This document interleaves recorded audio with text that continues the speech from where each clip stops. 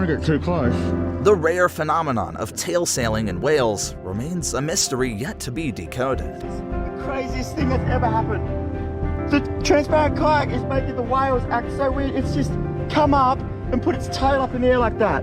It's not even, I don't even know what to say anymore.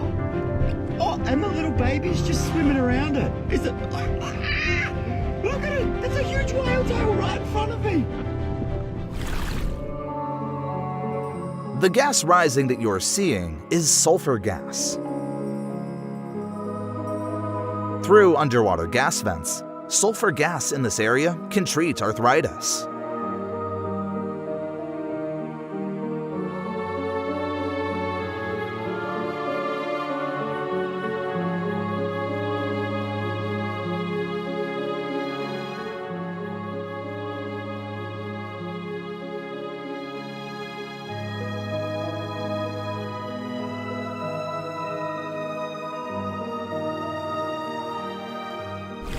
The Fish and Wildlife Service almost 2 years ago